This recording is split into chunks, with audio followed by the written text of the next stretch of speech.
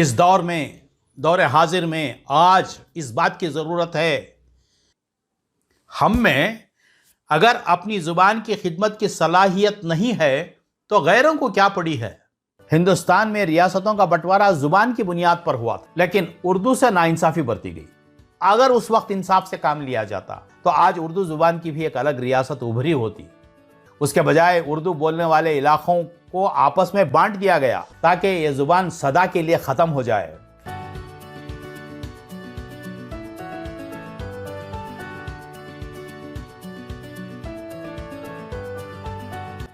عزیز القدر سامعین اکرام، السلام علیکم رحمۃ اللہ وبرکاتہ۔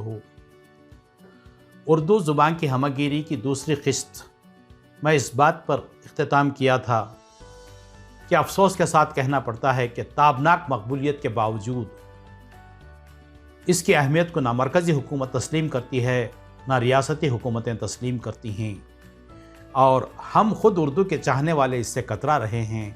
یہ زبان خود اپنے گھر میں اور اپنوں میں پرائی ہو کر رہ گئی ہے۔ اب تیسری قسط کا آغاز کر رہا ہوں، سماعت فرمائیں۔ زندہ قومیں اپنے رہنماؤں کو یاد رکھتی ہیں، زندہ قومیں اپنے رہنماؤں کو یاد رکھتی ہیں، ان کے مشن کو نسل در نسل تک پہنچاتی ہیں۔ زندہ قومیں اپنے اسلاف اور محسنوں کو کبھی نہیں بھولتی۔ آج یہ عہد ساز کام اردو زبان کو اپنے آئندہ آنے والی نسلوں کو روشناس کرانے کا کام اگر نہ ہو سکا تو آنے والا زمانہ اور آئندہ آنے والی نسلیں ہمیں کبھی معاف نہیں کریں گی۔ بس تھوڑی سی ذاتی دلچسپی اور پیش رفت درکار ہے۔ آج یہ عہد ساز کام اردو زبان کو اپنے آئندہ آنے والی نسلوں کو روشناس کرانے کا کام اگر نہ ہو سکا تو آنے والا زمانہ، آئندہ آنے والی نسلیں ہمیں کبھی معاف نہیں کریں گی۔ بس تھوڑی سی ذاتی دلچسپی اور پیش رفت درکار ہے۔ جہاں تقدیر بھی تدبیر سے خانے نہیں ہوتی، جہاں تدبیر بھی تقدیر پہ مانے نہیں ہوتی، تجھے اے نوجوان اردو کے چاہنے والے ایک ایسی فضا تیار کرنی ہے، اسی دھن میں تجھے جینا ہے، اسی دھن میں تجھے مرنا ہے۔ جہاں تقدیر بھی تدبیر سے خانے نہیں ہوتی، جہاں تدبیر بھی تقدیر پہ مانے نہیں ہوتی، تجھے اے نوجوان ایک ایسی فضا تیار کرنی ہے، اسی دھن میں تجھے جینا ہے، اسی دھن میں تجھے مرنا ہے۔ عزیزو، اردو کے چاہنے والو، اردو زبان کی بنیاد آپ کے ہاتھوں میں ہے۔ اردو زبان آپ سے مدد چاہتی ہے، آپ ہی اس زبان کے پاسباں ہیں۔ اس زبان کو بچہ ماں سے سیکھتا ہے، بھائی بہن سے سیکھتا ہے۔ زبان کی بنیاد آپ ہی کے ہاتھوں میں ہے۔ آپ چاہے تو اسے سنوار سکتے ہیں، آپ چاہے تو اسے بگاڑ سکتے ہیں۔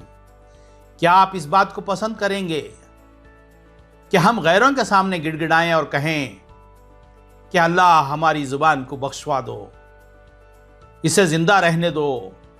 اگر ہم میں اپنی زبان کی خدمت کی صلاحیت نہیں ہے تو غیروں کو کیا پڑی ہے؟ ہم میں اگر اپنی زبان کی خدمت کی صلاحیت نہیں ہے تو غیروں کو کیا پڑی ہے؟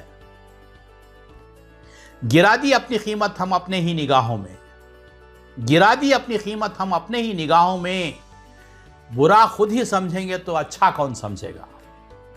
برا خود ہی سمجھیں گے تو اچھا کون سمجھے گا؟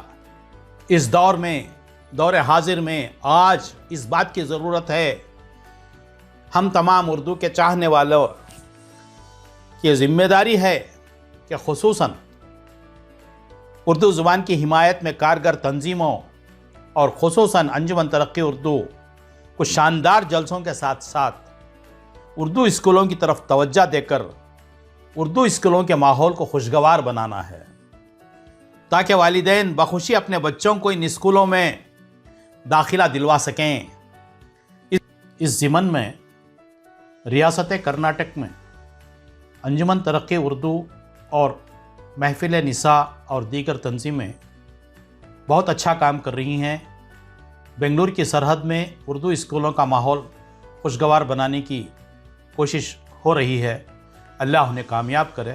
میں ان ذمہ داروں کو مبارکباد دیتا ہوں، اور محفل نساء کی تنظیم جو ہے ایک دہے سے ستاروں کی کھوج کرتے ہوئے وہ حوصلہ افزائی کر رہی ہے طلباء کی، ان کو انعامات سے نواز کر، میں بھی ان کے ذمہ داروں کو مبارکباد دیتا ہوں، اور سارے ہندوستان کے ساری ریاستوں کے اردو تنظیموں کو، اردو کے چاہنے والوں سے میری ادباً گزارش ہے کہ اپنے علاقوں میں، اپنے علاقوں میں اردو اسکولوں کے ماحول کو خوشگوار بنائیں تاکہ والدین اپنے بچوں کو بخوشی وہاں داخلہ دلوا سکیں۔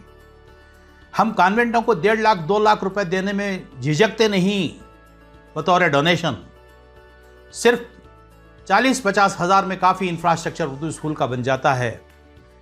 1 لاکھ 2 لاکھ میں کافی اساتذہ کا ایڈیشنل اساتذہ کا تقرری ہو سکتی ہے، ایک اردو اسکول کا ماحول خوشگوار بن سکتا ہے، لیکن یہ سوچ ہماری نہیں ہے۔ ہمارے سوچ کو ہم بدلنا ہوگا۔ ہمارے زبان کو زندہ رکھنے کے لیے ہمارے اساتذہ کی خالی اسامیوں کو بھرتی کرنے کی محکموں سے رجوع ہو کر رسوخ سے تمام خالی آسامیوں کی پر کرنی ہوگی، اردو اساتذہ کو بھرتی کرنا ہوگا۔ جو بھی ریٹائر ہو رہے ہیں آج تک ان کی تقرری نہیں ہوئی ہے، اس کی طرف ہماری توجہ کم ہے۔ جہاں تک ہو سکے اردو اسکولوں کو بھرپور اساتذہ کے ساتھ اور ان کے ماحول کو خوشگوار بنانے کی سارے ہندوستان میں اگر کوشش کی جائے اردو تنظیموں کی جانب سے، کیونکہ غیروں کو کیا پڑی ہے، سرکار کا تعصب کا رویہ ہو سکتا ہے، لیکن ہمیں اپنا رسوخ استعمال کرتے ہوئے ماحول کو خوشگوار بنانا ہے تاکہ ہماری زبان زندہ رہ سکے، ہمارے غریب بچے جو اردو اسکولوں میں داخلہ لے سکتے ہیں وہ ڈراپ آؤٹ نہ ہو، کم سے کم خوشگوار ماحول کو دیکھ کر کم سے کم اپنی تعلیم پوری کر سکیں۔ یہ میری گزارش ہے۔ اردو زبان کی ہمہ گیری کی تیسری قسط ان اشعار کے ساتھ کرنا چاہوں گا۔ انس کی بانی اردو زبان ہے، کتنی پرانی اردو زبان ہے، جتنی ہی بھاشا سب ہیں پرجا، ہے ان کی رانی اردو زبان ہے، لائیں گے ایسی بولی کہاں سے، کیا تیرا ثانی اردو زبان ہے، کیا تیرا ثانی اردو زبان ہے، بزم لہن میں آج سناتی دکھ کی کہانی اردو زبان ہے، دکھ کی کہانی اردو زبان ہے، دکھ کی کہانی اردو زبان ہے۔ سارے ہندوستان کے ساری ریاستوں کے اردو زبان کے چاہنے والوں سے میری ادباً گزارش ہے کہ اس اردو زبان کی ہمہ گیری کے 3 قسطوں کو بھی جہاں تک ہو سکے وہاں تک شیئر کریں، اس زبان کی کہانی کو، دکھ کی کہانی کو پھیلائیں، اور کوشش اس بات کی کریں کہ ہماری آئندہ آنے والی نسلیں ماں کی گود میں سیکھی جانے والی اس زبان کو اس زبان کی آشنائی سے محروم نہ ہو، اس زبان کی آشنائی سے محروم نہ ہو۔ والسلام رحمۃ اللہ۔